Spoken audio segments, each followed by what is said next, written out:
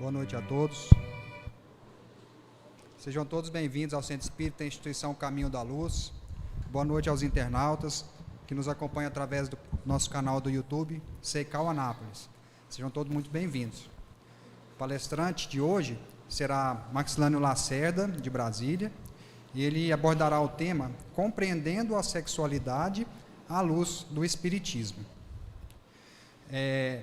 Nós lembramos aos jovens que estão aqui presentes no salão, mais especificamente de 18 a 25 anos, que nós temos uma sala específica para a juventude. Ela fica ali naquele outro prédio, aqui anexo, e a sala 1, quem tiver interesse de ir lá conhecer, já está tendo uns trabalhos lá, viu? Antes de passarmos a palavra ao Maxilânio, nós fizemos uma leitura a título de harmonização, e é do livro Caminho, Verdade e Vida, uma mensagem de Emmanuel, psicografado por Francisco Cândido Xavier. E o título é Trabalho.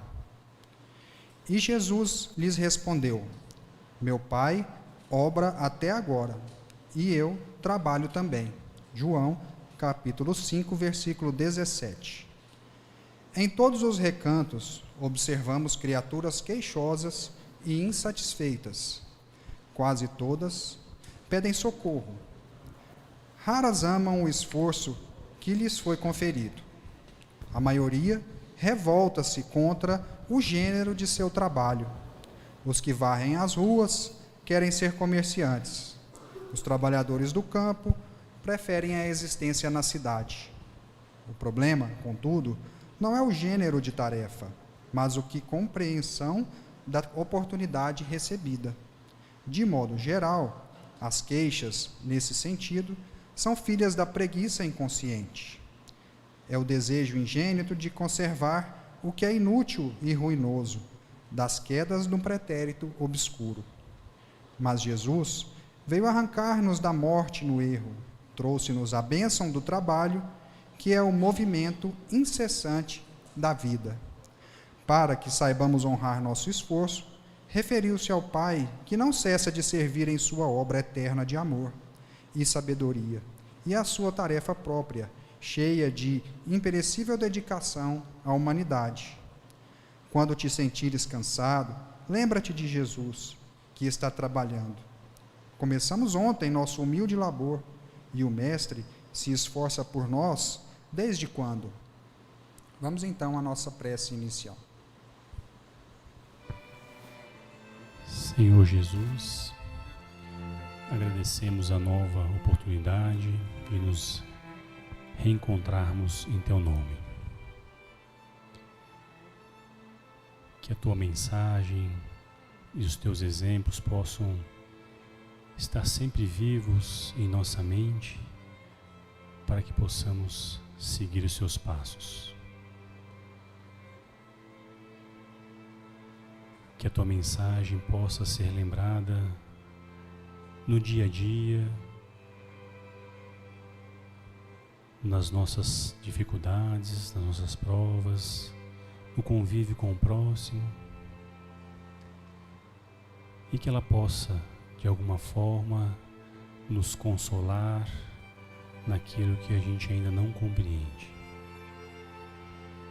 Envolva, Senhor, nosso amigo expositor, que ele consiga transmitir a Tua mensagem, Senhor, e ela possa ser internalizada em nossos corações. Permaneça sempre conosco, hoje e sempre. Então nós passamos a palavra a Maxilânio Lacerda.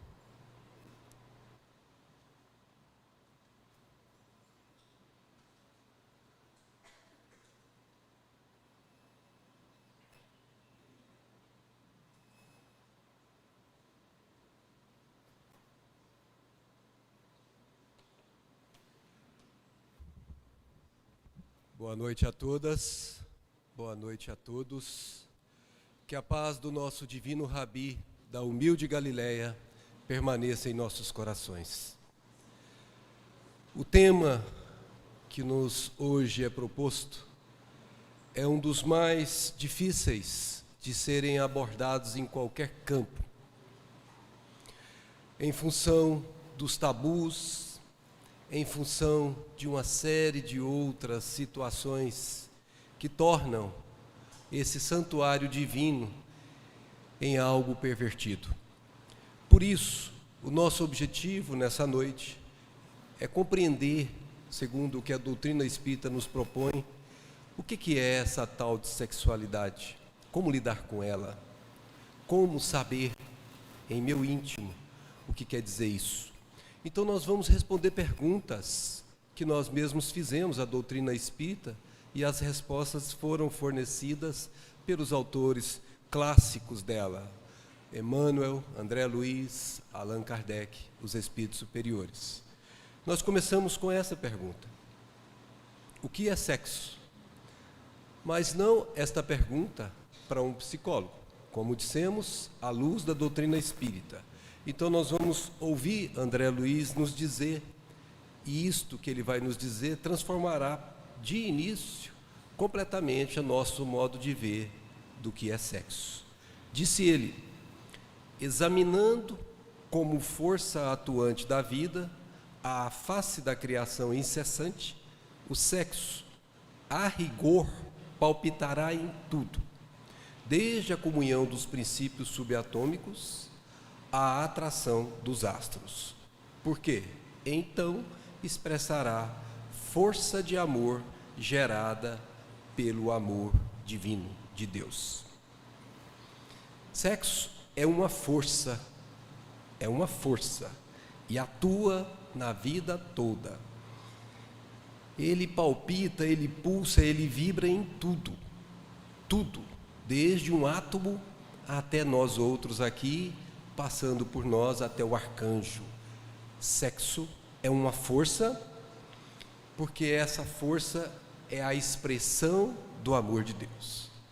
Essa definição você não a encontra em qualquer escola que fale sobre sexualidade do mundo. Essa definição é uma definição muito profunda. E ele vai dizer mais: o ajuste, ou seja, a ligação química entre o oxigênio e o hidrogênio para formar água, por exemplo, decorrerá desse princípio no plano químico. Ou seja, a união entre os elementos químicos é uma força de sexo que nós chamamos na química de afinidade química. Um átomo de hidrogênio não atrai-se por qualquer outro átomo, tem que ter relação um com o outro. E dizem alguns autores que os mesmos átomos de hidrogênio não atraem-se pelos mesmos átomos de oxigênio. Há preferências, entre aspas, porque é uma força que os vincula. E a ligação da água bendita que nós nos utilizamos tem a força do sexo para que esta água se tornasse real. O fenômeno harmonioso do Sol, equilibrando a família dos mundos na imensidade sideral, além de nutrir-lhes a existência, resultará dessa mesma energia no plano cósmico. Nós vamos do átomo ao sistema solar e a força que os mantém ligados é a mesma. Aqui nós chamamos a união entre os átomos de magnetismo planetário. Lá nós chamamos de afinidade entre átomos. Mas a força, a essência é a mesma. As ligações que sustentam o equilíbrio é impressionantemente fortíssimas. Se você prestar atenção, olhar os planetas equilibrados numa situação tão perfeita do sistema solar, você só compreende isso com as distâncias que eles estão entre o Sol e eles mesmos, quando você vê uma força poderosa que os liga. Mas André Luiz ainda nos diz mais: e a própria influência do Cristo, que se deixou crucificar em devotamento a nós outros, seus tutelados na terra, para fecundar de luz a nossa mente, com vistas à divina ressurreição, o sede perfeitos. Como disse Jesus: brilhe a vossa luz diante dos homens, glorificai o vosso Pai. E Emmanuel diz que Jesus veio para que nós fecundemos esta luz em nossa mente. Portanto, a união entre almas Não é união entre corpos, é entre almas. Nós chamamos de amor, porque ela é imperecível, ela é eterna. Portanto, nós podemos concluir com André Luiz que o sexo, como qualidade positiva ou passiva, mais ou menos, dos princípios e dos seres, é manifestação cósmica em todos os círculos evolutivos, desde o átomo até o arcanjo, até que venhamos a atingir o campo da harmonia perfeita, onde essas qualidades se equilibram no seio da divindade. Portanto, o ensino, é claro, é uma força, e é a força que expressa a força de Deus. Mas é também uma manifestação cósmica em todos os círculos evolutivos, não só entre os seres humanos, não só entre os animais, entre as plantas, entre o reino mineral, até que as polaridades, positivas ou negativas, ou qualidades psíquicas, estejam equilibradas em Deus. Quando a criatura, então, possuirá o masculino e o feminino completamente dentro de si. Mas agora que a definição de sexo torna-o completamente diferente do que nos ensinam no dia a dia da vida, vamos aprofundar um pouco mais esse tema, agora com a questão clássica do Livro dos Espíritos, que é a questão de número 200, em que Kardec indagou: os espíritos têm sexo? E a resposta foi peremptória: não, não como entendeis, porque os sexos dependem da organização. Para nós, aqui na Terra, masculino e feminino está vinculado a gênero, e a organização que nós trazemos é quem define esse gênero. Para eles, os espíritos, não é isso o sexo. Para eles, sexo é o que se chama simpatia. Há entre eles amor e simpatia, mas baseados na afinidade de sentimentos, e não na atração corpórea provocada por fenômenos hormonais. Aqui a atração é de alma para alma e não de corpos para corpos. Kardec, nos seus comentários à questão 202, vai dizer: os espíritos encarnam como homens ou como mulheres. Por quê? Porque não tem sexo. Pode vir como um ou como outro. Isso é, polaridade masculina ou polaridade feminina. Como devem progredir em tudo os espíritos, cada sexo, como cada posição social, lhes oferece provações, deveres especiais e novas oportunidades de adquirirem experiência. Nós reencarnamos para adquirirmos experiência, aquisições do espírito. Jesus chamou essas aquisições de tesouro que a traça não corrói. Aquele que fosse sempre homem só saberia o que sabem os homens. Aquele que fosse sempre mulher só saberia o que sabem as mulheres. É por isso que todos nós trazemos uma porção de experiências na condição feminina e outra porção na condição masculina. Por isso, não somos 100% masculinos quando estamos encarnados como tal, e nem somos 100% feminino quando estamos encarnados nesta condição. Temos bagagem anterior e isso repercute na nossa personalidade. Há mulheres que têm características viris, há homens que têm características dóceis. Não significa isso que há inversão de polaridade, é tendências, como nós vamos ver adiante. Portanto, espírito não tem sexo, mas organização da forma física para as experiências evolutivas. Você nasce como homem ou como mulher para adquirir experiências. Mas vamos avançar um pouco mais nesse tema, porque ele abrange outros contextos.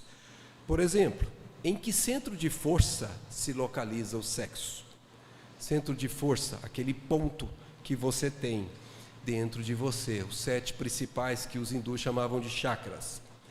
E eles responderam por André Luiz: no centro genésico se localiza o santuário do sexo. Vejam a nomenclatura que ele utilizou: santuário do sexo, como templo modelador de formas, geração de novos corpos e estímulos, geração de afetos.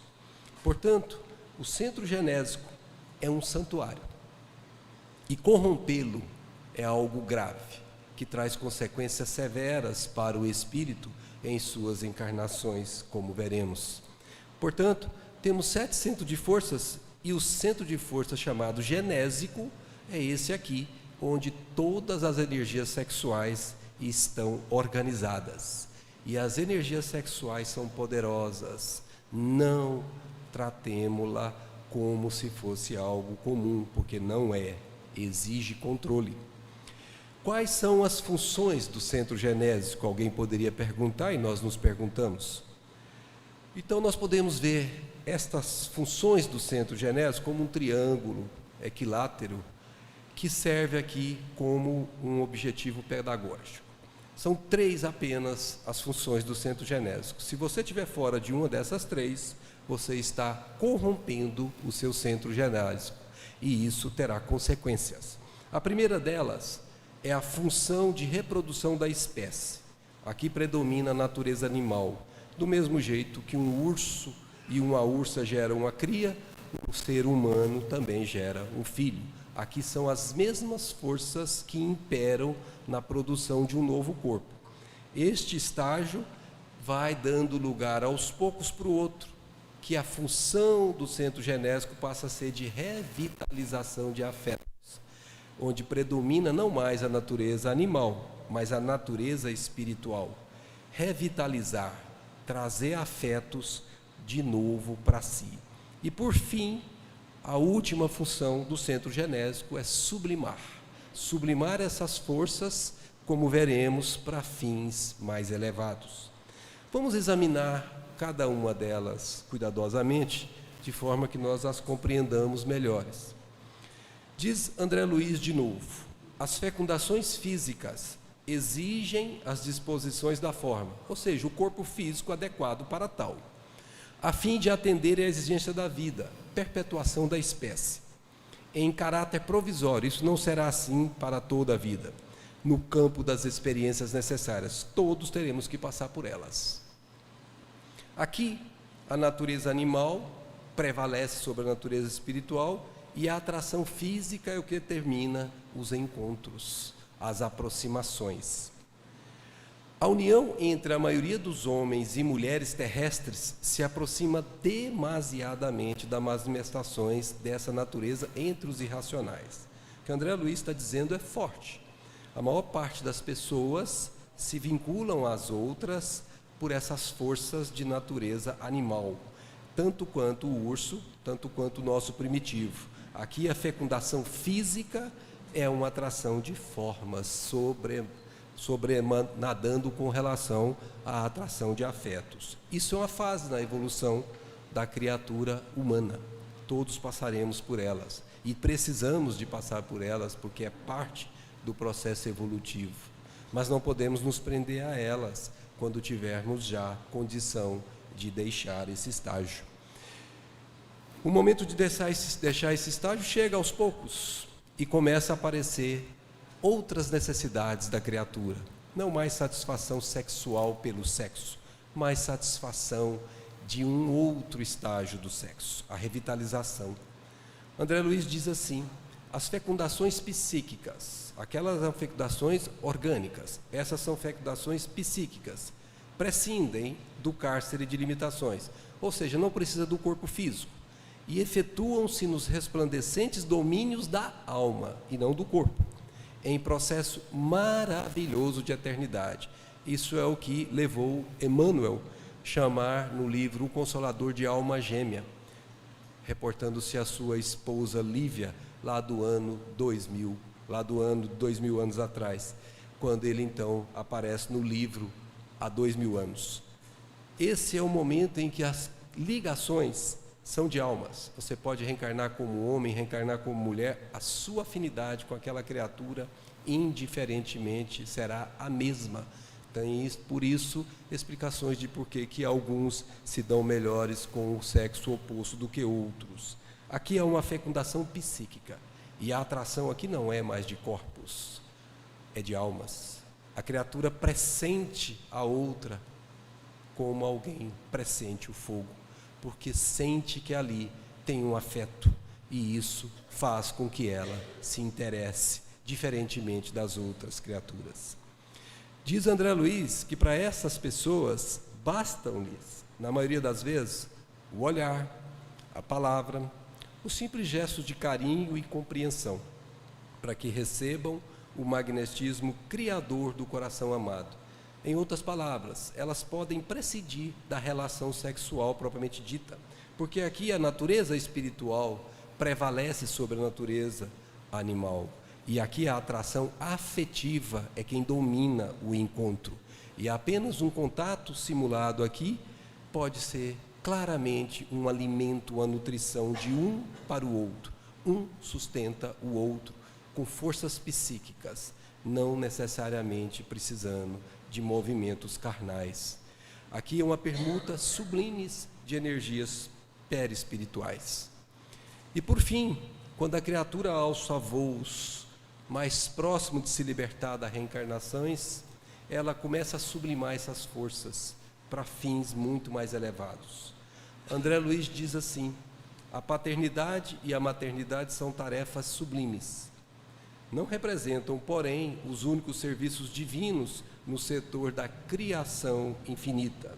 Ou seja, as energias genésicas passam a servir no serviço divino da criação infinita. Chico Xavier, quando estava próximo dos seus 17 para 18 anos, enfrentou problemas das necessidades sexuais que todo jovem normal, toda jovem normal enfrenta. É natural, faz parte da biologia e do processo das experiências. E ele foi orientado por Emmanuel como lidar com isso, porque não estava no programa dele uma conjunção carnal através do matrimônio. Ele deveria levar todas essas forças sexuais para a mediunidade. E ele fez isso, conseguiu dominá-las, conversando com elas intimamente, e conseguiu fazer com que essas forças fossem dirigidas para a mediunidade. E daí você entende um pouco do porquê que ele ficava tão pouco tempo sem dormir e continuava bem quase todo o tempo. Diz André: o apóstolo que produz no domínio da virtude, o apóstolo que produz no domínio da ciência ou no domínio da arte, vale-se dos mesmos princípios de troca de forças sexuais, apenas com a diferença de planos. Não está mais no plano da carne e nem no plano individual, de um afeto apenas. Ele está pensando num afeto que se chama humanidade. Ele está avançando o seu estágio evolutivo muito adiante. Essas são as fecundações psíquicas que se sublimam às forças genésicas. Pessoas como essas, Albert Einstein de um lado, Francisco de Assis de outro, e tantos outros que nós temos, são exemplos clássicos de pessoas que sublimaram as suas forças genésicas ao serviço do bem. Albert Einstein, por exemplo, como outros cientistas, chegou a dizer à própria esposa, com a qual ele não conseguiu permanecer, que não poderia atendê-la ao mesmo tempo que a ciência, e ele preferiu permanecer com a ciência para não mantê-la sob o seu jugo, para libertá-la. Francisco de Assis, todos conhecemos a história dele, e todos sabemos que para ele todos éramos irmãos ligados uns pelos outros, pelas forças do sexo sublimado. Portanto, nós concluímos que a função primordial do sexo é fecundar. Agora, qual estágio evolutivo que nós estamos vai definir que tipo de fecundação será feita. Fecundação de corpos, natureza animal prevalecendo. Fecundação de afetos, construção de pessoas com as quais nós ligamos por séculos, milênios até a eternidade. Depois, fecundações de obras superiores, quando esses benfeitores transformam a humanidade com a sua vinda temporária entre nós. Mas aqui não se encerra o estudo que este campo abrangente da vida nos permite. Nós podemos perguntar também, onde é que está a sede do sexo? E nós vamos ouvir de André Luiz de novo, que a sede do sexo não se acha no corpo grosseiro, mas na alma, em sua sublime organização. É por isso que não importa a idade da criatura, as manifestações dos anseios não contidos sexuais continuam. depois de idades avançadas. Quem vê casos de mal de Alzheimer, verão quando a criatura dá vazão aos seus instintos primitivos. Tipicamente, é muito comum a gente ver isto acontecendo, porque aquilo que estava contido, controlado, quando a criatura deixa de ter o controle, ela expõe o que se passa em seu íntimo. Aqui, então, nós temos claramente que o sexo não faz parte do corpo, mas faz parte da alma. O corpo é apenas organização. Diz ainda André Luiz: apenas os caracteres morfológicos dos implementos sexuais estão submetidos aos princípios da genética. Então, as forças hormonais seguem as leis da genética. E por isso é preocupante. Por quê? Por isso, todo o cosmo orgânico é suscetível de reagir aos hormônios do mesmo sexo ou do sexo contrário, segundo as disposições psíquicas da personalidade. Então, disposições psíquicas quer dizer qual é a minha polaridade predominantemente, independente da minha forma física. Eu posso ter a forma física masculina, mas posso ter como predominância a polaridade psíquica feminina. E eu posso me sentir atraído por um sexo oposto, que tem a polaridade oposta à minha. E isto faz com que a gente entenda uma quantidade enorme de fenômenos que a humanidade está obrigada a facear, respeitar e controlar. Essas disposições psíquicas, nós vamos falar um pouquinho mais delas. O que é polaridade psíquica? O que é qualidade psíquica? Nós vamos ver que são os característicos viris e feminis que cada um de nós traz. O sexo, diz André, analisado na essência, portanto, lá na alma, é a soma das qualidades femininas ou masculinas que caracterizam a mente, razão pela qual é imprescindível observar o sexo sempre do ponto de vista espiritual. Se você observar o sexo do ponto de vista humano, físico, orgânico, você cometerá erros perigosos. Mas se você observar o sexo do ponto de vista espiritual, você compreenderá muitas situações que antes talvez você condenasse. Homens e mulheres em espírito apresentam-se certa percentagem mais ou menos elevada de característicos viris e feminis em cada indivíduo. Isso em função do número de encarnações que cada um teve numa experiência masculina ou numa experiência feminina. Se você teve mais encarnações na feminina, vai predominar o característico viril. Se você teve mais experiências na experiência masculina, você vai predominar o característico viril. Diz ele que na variação de nossas experiências, portanto de encarnação atrás de encarnação, adquirimos gradativamente, aos pouquinhos, as qualidades divinas. Esta é a missão da evolução. As qualidades divinas como sejam a energia e a ternura. A energia é obtida quando você está na polaridade masculina. E a ternura você obtém quando você está na polaridade feminina. Daí porque inversões de papéis forçadas são muito prejudiciais à própria encarnação da pessoa. Eu sou homem e quero me passar por mulher. Ou eu sou mulher e quero me passar por homem forçado. Fortaleza, mas você precisa desenvolver a humildade. Você precisa desenvolver o poder, mas você precisa desenvolver a delicadeza. Leva a criatura a conquistar completadas dentro de nós. Não somos homens e nem mulheres. Somos aquilo que Jesus disse. Eu e o Pai somos um. Já estamos imbuídos de todas as energias que vêm do Pai para nós outros, os filhos. Então, em resumo, podemos dizer que o indivíduo terá em si todas as qualidades nobres inerentes à masculinidade e à feminilidade, refletindo em si a glória do Criador. Por polaridades, é o estágio da multipolaridade. Ele já conquistou tudo evolutivamente. Mas nós vivemos uma sociedade em que tem inversão de polaridades. Não agora, essas inversões já vêm desde que o homem é homem. Só que agora elas se tornaram muito evidentes e elas estão sendo muito pouco compreendidas na essência. Nós temos 3 tipos de inversões. Nós temos uma inversão que se chama natural, temos uma inversão que se chama inversão missionária e temos uma inversão que se chama inversão por constrangimento. Para a mudança de sexo, eu reencarnei como homem. Na próxima encarnação, eu quero reencarnar como mulher. Para isso, Basta que eu inverta a polaridade para a adaptação do espírito no novo corpo material. Então, lá no plano espiritual, eu programo, a minha espiritualidade que me conduz chancela, e aí é como se você mudasse a sua chave. Agora eu quero atuar na polaridade feminina. Eu encarno no corpo de mulher e vou refletir aquilo que a polaridade feminina tem que refletir, auxiliado pelo campo hormonal do sexo feminino. Então esse é um processo que é natural, acontece com todos nós várias vezes nas diversas encarnações.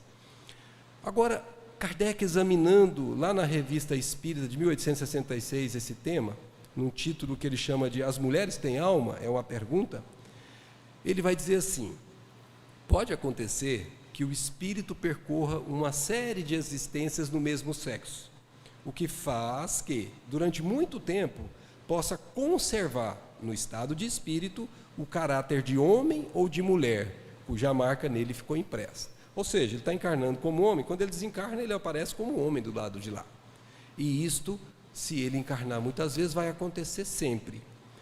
Se a mudança se repercute da vida corporal para a vida espiritual, ou seja, quando ele desencarna, o mesmo se dá quando ele volta da vida espiritual para a corporal, ou seja, quando ele encarna, se ele tem predisposições masculinas. Mas agora ele vai desencarnar no novo corpo, que é o feminino, mas ele vem fazendo essas encarnações no masculino há muito tempo, ele vai ter predisposições femininas neste corpo masculino. Numa nova encarnação, ele trará o caráter e as inclinações que tinha como espírito. Mudando de sexo, sob essa impressão, e em sua nova encarnação, poderá conservar os gostos, as inclinações e o caráter inerentes ao sexo que acaba de deixar. Assim se explicam certas anomalias aparentes que se notam no caráter de certos homens e de certas mulheres. A gente costuma brincar que tem certas casas que quem mata a barata é a mulher, e quem faz a comida ou quem cuida das coisas é o homem. E nem por isso ele perdeu a virilidade e ela a sua feminidade. É que as predisposições dela ainda estão carregadas das experiências masculinas e ela tem facilidade para tratar com essas coisas. E ele está ainda carregado pelas experiências femininas e tem facilidade para tratar das coisas que são naturalmente do campo da polaridade feminina. Esta é natural. É simplesmente, se eu fiquei muito tempo, é como alguém que está usando uma roupa que nunca usou, vai levar um tempo para ajustar. Depois que ajustou, entra no novo processo e vai encarnar várias vezes nesse novo processo e perde essas características. Mas há aquele tipo de inversão de polaridade que nós chamamos de missionária. Diz André Luiz: em muitas circunstâncias, grandes corações, ou como dizem os hindus, grandes almas, reencarnam em corpos que lhes não correspondem aos mais recônditos sentimentos. Na intimidade ele se sente mulher, encarnou como homem, ou ele se sente homem, encarnou como mulher. Posição solicitada por eles próprios. Para quê?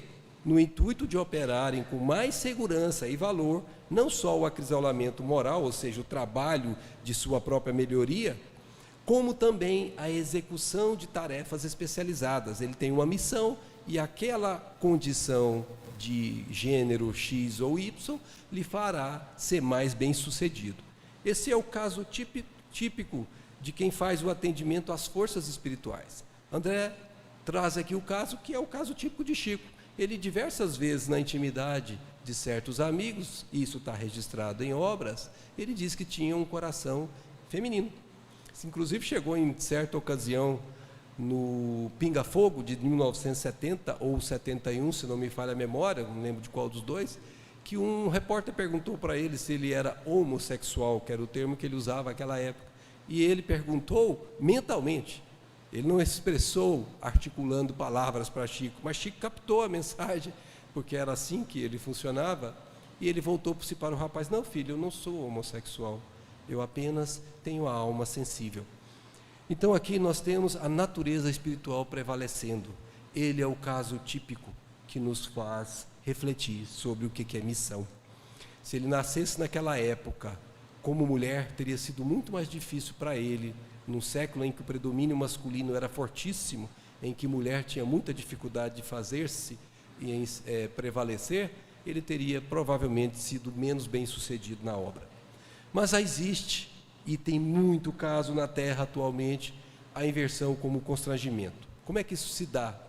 André Luiz diz assim: em muitas ocasiões, quando o homem tiraniza a mulher, se utiliza dela de maneira tirânica, furtando-lhes os direitos e cometendo abusos, desorganiza-se ele próprio, porque é lei de dar, receber, lei de causa e efeito, que ele faz para o outro, volta para ele, desorganiza ele próprio a tal ponto que, inconsciente, desequilibrado, é conduzido pelos agentes da lei divina a renascimento doloroso em corpo feminino. Por que doloroso? Porque ele se sente masculino e se sente mal dentro daquele corpo feminino.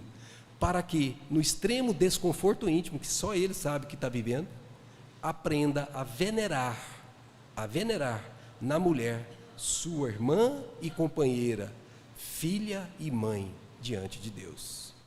Ocorrendo idêntica situação à mulher criminosa que, depois de arrastar o homem à devassidão e à delinquência, cria para si mesma terrível alienação mental para além do sepulcro, requisitando quase sempre a internação em corpo masculino, a fim de que, nas teias do infortúnio de sua emotividade, saiba edificar no seu ser o respeito que deve ao homem perante o Senhor. Não há acasos, estão leis regendo todos os movimentos da vida, e aqui também. Quase sempre, diz agora Emmanuel em Religião dos Espíritos, quase sempre os que chegam no além-túmulo sexualmente depravados, depois de longas perturbações nesse mundo espiritual, renascem no mundo físico, tolerando moléstias insidiosas, quando não se corporificam em desesperadora condição inversiva. Por que desesperadora? Porque ele se sente um sexo e está com outra roupa, com outro corpo, amargando pesadas provas como consequência dos excessos delituosos a que se renderam. A maneira de doentes difíceis no leito de contenção padecem inibições obscuras ou envergam sinais morfológicos em desacordo com as tendências masculinas ou femininas em que ainda estagiam, no elevado tentame de obstar a própria queda em novos desmandos sentimentais. Não há inversão como um castigo, há uma inversão para que a pessoa se contenha, para que a pessoa faça aquilo que ela não fez na encarnação passada, respeite o santuário divino. Podemos concluir com os espíritos, e aqui com o nosso querido Emmanuel, aliás, com o nosso querido André. Inúmeros espíritos reencarnam em condições inversivas. Ele falou isso em 1963. Inúmeros espíritos reencarnam em condições inversivas, seja no domínio das lides expiatórias ou em obediência a tarefas específicas. E nos dois casos, os dois casos exigem duras disciplinas de autocontrole, de império sobre si mesmo, de controle das forças genésicas. Por isso que Kardec disse: reconhece o verdadeiro espírita pelo esforço que ele faz para domar as más tendências. E a perversão sexual é uma das perigosas e incomparavelmente ruins das más tendências que possamos trazer. Diz ainda ele: as faltas cometidas pelas pessoas de psiquismo julgado anormal são examinadas no mesmo critério aplicado às culpas de pessoas tidas por normais. Veja como o cuidado de quem escreve do plano espiritual. Pessoas tidas como, porque na verdade não é assim que funciona. Isso é uma interpretação humana. Todos nós estamos dentro das provas e expiações. Não importa em que setor da vida, seja no sexo, seja nas constrições sociais, por exemplo.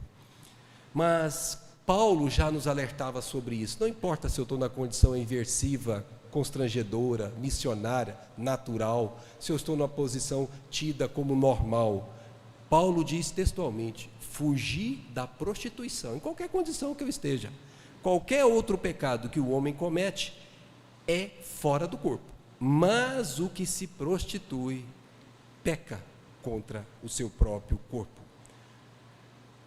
Fugir da prostituição, como disse ele, Ou não sabeis que o vosso corpo é santuário do Espírito que habita em vós, o qual possuís da parte de Deus e que não sois de vós mesmos? Ou seja, traduzindo para a nossa linguagem atual, fuja, meu amigo, fuja, minha amiga, da promiscuidade. Fuja, é disso que nós temos que cuidar. Todo o resto faz parte do processo evolutivo. Precisamos refletir, porque esse assunto ainda é muito difícil para muitas pessoas, notadamente pais despreparados quando recebem filhos em condição inversiva. Mas Emmanuel nos diz que perante os transviados do sexo, nós precisamos aplicar a bondade e a compreensão toda vez que alguém se levanta contra alguém, porque em matéria de sexo, adverte ele, com raras exceções, raras, todos trazemos heranças dolorosas das existências passadas, dívidas a resgatar e problemas a resolver. Muitos daqueles que apontam desdenhosamente os irmãos caídos em desequilíbrio emotivo, imaginando-se hoje anichados na virtude, diz Emmanuel, são apenas devedores em moratória, têm a conta para pagar e foi dado para eles um tempo para pagar, que enfrentarão amanhã aflitivas tentações e provações, quando soar o momento de reencontrarem os seus credores de outras eras. Naquele tempo, eles apedrejavam as mulheres que cometiam o adultério, como se os homens também não cometessem, mas apedrejavam só elas. E chegaram a ele para poder perguntar a ele se deveriam continuar seguindo a lei de Moisés, e todos nós conhecemos o final da história. Aquele que tiver sem pecado, atire a primeira pedra. Disseram os evangelistas que os primeiros a largarem as pedras foram os mais velhos, carregam mais pecados, depois os mais jovens. E a jovem, que ali estava na condição de criminosa, estava frente a frente com Jesus, e ele lhe perguntou, mulher, onde estão os que te condenavam?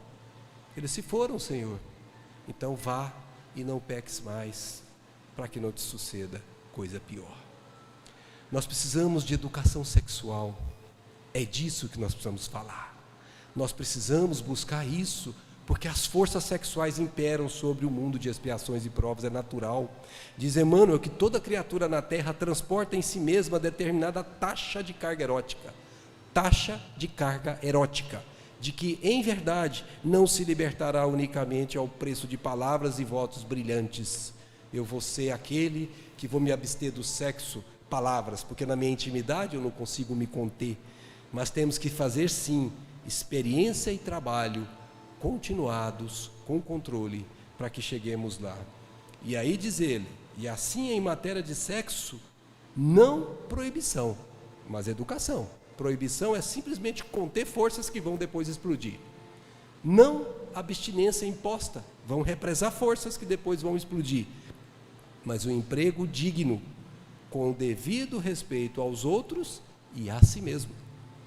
Não indisciplina, mas controle. Tudo posso, mas nem tudo me convém. Eu preciso saber quando e como. Não impulso livre, mas responsabilidade, porque tem consequências. Toda causa gera consequência. Por isso, fugir da promiscuidade é a palavra-chave para todos nós que estamos na condição de encarnados na Terra. Diz ele, a aplicação do sexo ante a luz do amor e da vida é assunto pertinente à consciência de cada um. A doutrina espírita não diz como você deve proceder, é da sua alçada, é da sua responsabilidade. Mas a doutrina espírita diz para você, fugir da promiscuidade, porque tudo te é lícito, mas nem tudo te convém. Diz ele, para aquelas pessoas que ainda têm o tormento do sexo em si, mas se a inquietação sexual tiver gastas horas, não te decidas a aceitar o conselho da irresponsabilidade que te inclina a partir levianamente ao encontro de um homem ou ao encontro de uma mulher, muitas vezes em perigoso agravo de teus problemas. Se a inquietação sexual tiver gasto as horas, não te incline. Antes de tudo, procura Deus na oração. Procura Deus na oração, segundo a fé que cultivas, não importa qual seja. E Deus, que criou o sexo em nós, para engrandecimento da criação, na carne e no espírito, ensinar-nos a como dirigi-lo. Precisamos dirigir o sexo e não o inverso. Aquela mulher que vivia a época de Jesus teve a oportunidade de conhecê-lo, vendo uma das suas exposições, e ela era uma pervertida do sexo. Tinha um palacete em Magdala, onde ela se entregava completamente aos prazeres sexuais, e tinha aos seus pés os mais importantes generais que se entregavam ao mesmo caminho. Mas ela não era preenchida, não a alimentava, não a nutria, sentia um vazio íntimo. E quando ela olhou para aqueles olhos de Jesus, o magnetismo a pegou para sempre.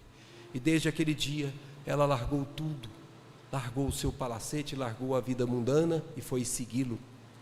E teve ela a oportunidade de estar aos seus pés, e teve ele, o Mestre Divino, a oportunidade de dizer: porque muito amou, seus pecados foram perdoados.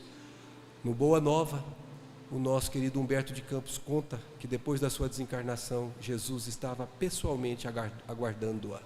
Porque muito amou, ela teve realmente o amor cobrindo a multidão de pecados. Reflitamos nós sobre nossa própria conduta, reflitamos nós como estamos induzindo aqueles que lidam conosco as condutas, especialmente os nossos filhos, porque a responsabilidade vai com a nossa decisão do caminho a seguir. Muita paz a todas, muita paz a todos, e muito obrigado por sua atenção.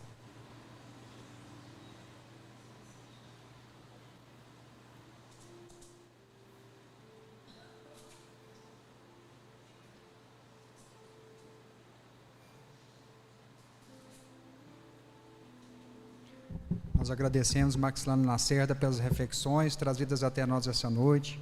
Que Jesus continue abençoando sua vida, da sua família, nessa bela tarefa de divulgação dessa nossa doutrina espírita.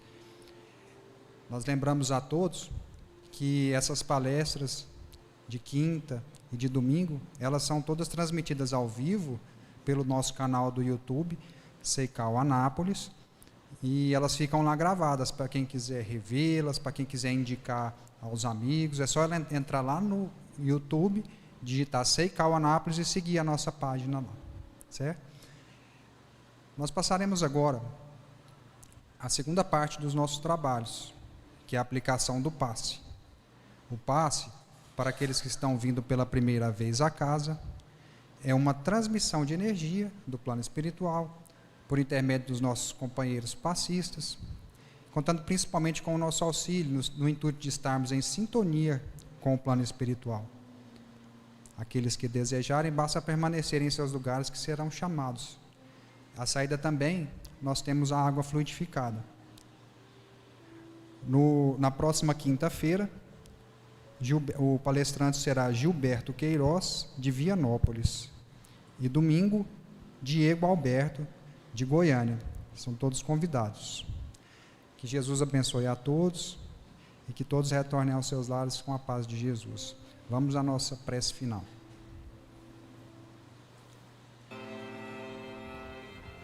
Amado Mestre,